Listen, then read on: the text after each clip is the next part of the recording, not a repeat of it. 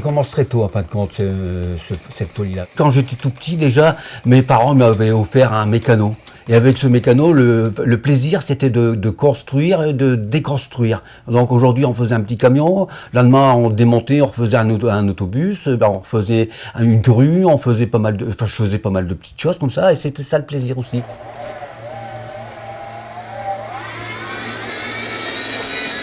Il y a des gens qui vont à la pêche, qui passent leur temps à la pêche. Il y a des gens qui passent leur temps au jardin.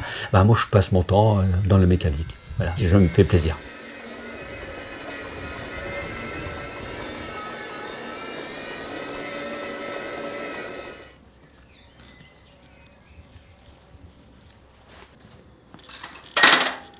Les vélos Solex, c'était un petit peu le véhicule du prolétaire. Dans les années 45, on en sortait à peu près 300 000 par an. C'est un véhicule très pratique. Pourquoi? Parce que mon père, il était silicosé à 100%.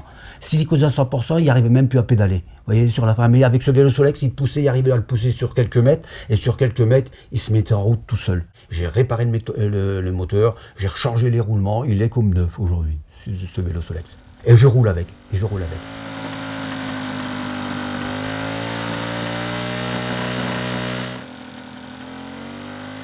D'abord, j'ai commencé par restaurer un vélo. J'ai fait un système qu'on pouvait le faire marcher avec du gasoil. C'est-à-dire qu'on le mettait en route avec de l'essence et puis par la suite, on passait avec un système, on passait sur le gasoil et ça roulait, on roulait pour presque rien.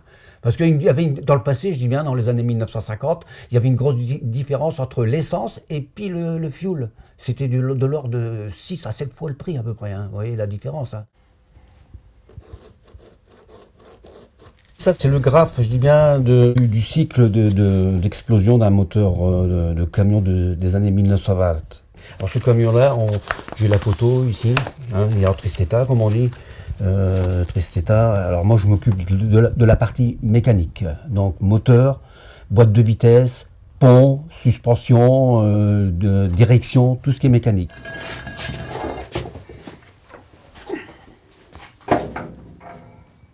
On a l'impression de créer quelque chose de nouveau, voilà, de donner vie à une machine qui était vouée à la ferraille et à la destruction.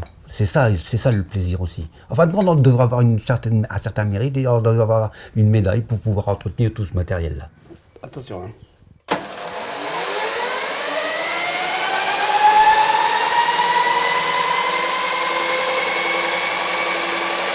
Bon, la maison est organisée de cette façon-là. Alors ici, donc, bureau d'études, c'est juste à côté de la salle à manger et de la salle à coucher. Dans mon sous-sol, là, il y a un compartiment, c'est réservé uniquement à la mécanique, où j'ai un tour, j'ai un poste de soudure, j'ai un étau, un établi où je peux construire là. Il y a un autre compartiment où c'est mon magasin.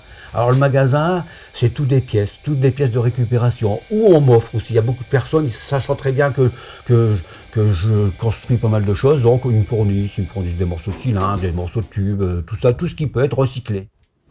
Aujourd'hui, on est dans une société où on jette et puis on ne conserve plus.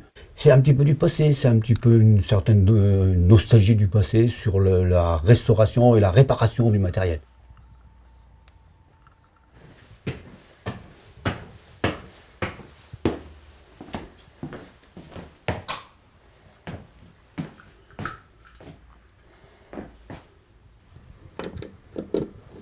Mon père, il a commencé à travailler à ce puits de mine en 1930, à l'ouverture de ce puits de mine.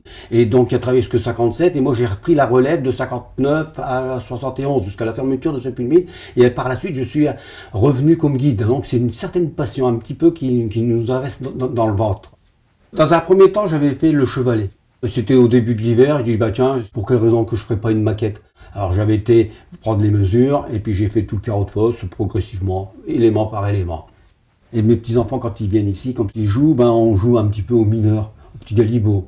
Voilà. Alors ils s'amusent à remplir les wagonnets, à les transporter, puis ils prennent le circuit des emplois. D'un certain sens, c'est pédagogique.